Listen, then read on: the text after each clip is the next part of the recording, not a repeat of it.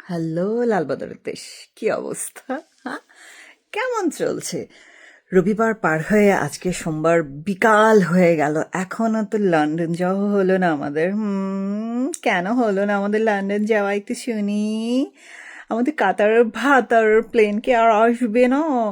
হ, কাতারের ভাতারের প্লেন শুনলাম এতদিন কি জানি বলে নষ্ট হয়ে গিয়েছে, সেটাকে ঠিক করে পাঠাবে যেন কোনো অযত্ন না হয়। তো ভাতার আজকে কেন প্লেন ক্যান্সেল করে দিল?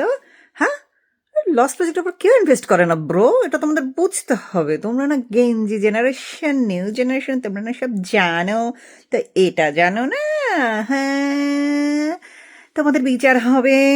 হুম, হচ্ছে না আমাকে দিয়ে মিমিক্রিটা, আমি তো মিমিক্রি আর্টিস্ট না।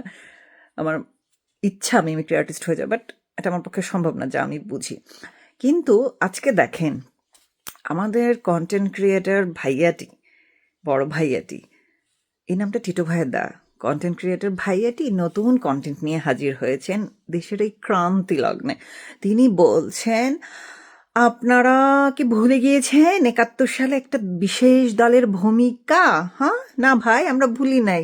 তুই মাদারচোদ ভুলে গেছিস। কেউ কি 2001 সালে যখন এদের সাথে জোট করে তোরা ভোট করছিলি, তোদের সেই সরকারে বসেই এই ওয়ার ক্রিমিনালগুলা তাদের গাড়িতে স্বাধীন বাংলাদেশের পতাকা লাগায় ঘুরতো, এবং মুক্তিযুদ্ধ মন্ত্রণালয়ের দায়িত্ব ওদেরকে দেওয়া হয়েছিল। সেটা তোর সরকার, তোর মায়ের দলের সরকারের আমলে। আজকে তুই এসে সেই দলের নাম না নিয়ে মানে খুব ভাব দেখাইতেছে যে একদম স্বাধীনতার সপক্ষে শক্তি হয়ে গেলাম। হ্যাঁ হ্যাঁ, এত সস্তা? তোমাদের এসব নাটক আমরা বুঝি প্রিয়। তুমি সেই সব নাটক তোমার দলের ভোগচোদ যারা 10% টেম্পুস্ট্যান্ড আলাদা, ওদেরকে খাওয়াও, ওরা এগুলো বুঝে না, আমরা এগুলো বুঝি। তুমি এই যে ধরো আজকে 25 সালে এই কথা বলতে আসছো যে ওরা বেহেস্তের টিকিট বেচে। 2001 সালে তো ওরা বেহেস্তের টিকিট বেচে তোমাদের সাথে জোট করেই সরকারে বসেছিল, তোমরা তখন দেখো নাই? হ্যাঁ, ঘুম নিয়েছিলা, ডুডু খাচ্ছিলা। তোমাদের দলে তো দুদু আছেই, দুদুকে জিজ্ঞেস করো যে 2001 সালে কি হয়েছিল। তুমি তো ছোট মানুষ, তুমি হচ্ছে তারুণ্যের অহংকার, 61 বছরের বুইরা ধামরা। তুমি তো ছোট মানুষ, তোমার ভুল হইতেই পারে।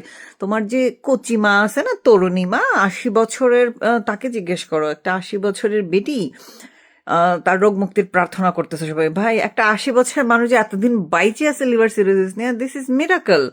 এটাই অনেক বেশি। যে জন্য লন্ডন যখন তুমি তোমার মাকে নিয়ে আসছিলা, ডাক্তাররা কিন্তু বলে নাই যে তার লং টার্ম ট্রিটমেন্ট লন্ডন রেখে করতে হবে। তুমি কিন্তু তাকে সুন্দর মতো তোমার দামি গাড়িতে চড়ায়, হাওয়া বাতাস খাওয়ায় কিন্তু দেশেই পাঠিয়ে দিছিলা। Remember remember remember? হ্যাঁ হ্যাঁ হ্যাঁ। তুমি তো ছোট মানুষ, তোমার মনে থাকে না? তুমি তো মাত্র জন্ম নিছো, তোমার তো একটু ভুল ত্রুটি হইতে পারে, ব্যাপার না। তুমি তো তারুণ্যের অহংকার। কি বলবো আসলে তোমাকে, বলো দেখি ভাইয়া। তোমার কন্টেন্ট গুলো ভালো হয় বুঝছো, তো এই যে সেই সব কন্টেন্ট দিয়ে তো তুমি 17 বছর চলে ফিরে খাচ্ছ। তোমার ইনকাম সোর্স তো এটাই। তো একটু স্টাডি করে নেবা, স্টাডি করে নিলে না খুব ভালো হয়, বুঝতে পেরেছ? তুমি যদি স্টাডি করে না নাও তাহলে তোমার দলের ইমেজ কিন্তু খারাপ হয়ে যাবে। কথা কথা ইনশাল্লাহ বলতে হবে, এটা এটা তোমার মায়ের কাছ থেকে শিখেছি আমি। যেটা বলছিলাম ভাইয়া, এই যে আপনার নাটক বাজি সেগুলো একটু কমায় করেন। তার মধ্যে আপনার এই নাটকটা কিন্তু বেশ জমে যাচ্ছিল, যে মায়ের জন্য ছেলের বউ কতটা ইম্পর্টেন্ট, মায়ের জন্য ছেলে ইম্পর্টেন্ট, ইম্পর্টেন্ট হচ্ছে ছেলের বউ। সেইটা তুমি হাতে কলমে প্রমাণ করে দেখায় দিলা বাঙালি শাশুড়িদের জন্য, যে ছেলে আসুক না আসুক, ছেলের বউ আসতে হবে শাশুড়ি সেবা করার জন্য। তাহলে কি হবে? ছেলের মন পাওয়া যাবে। এই পলিটিক্সটা তুমি খুব ভালো খেলছো ভাইয়া। সবাই ছেলের বউয়ের প্রশংসা একদম পঞ্চমুখ না অষ্টমুখ হয়ে গিয়েছে। অষ্টব্যঞ্জন না, অষ্টমুখ, অষ্টমুখ। তো যাই হোক ভাইয়া, তুমি এভাবেই কন্টেন্ট ক্রিয়েট করে আমাদের এন্টারটেইন করে যাও। আমরা তোমার কাছ থেকে এন্টারটেনমেন্ট নিয়ে নিয়ে খুশি খুশি নুনুস সরকারকে 50 বছর চাই বলবো, ইনশাল্লাহ।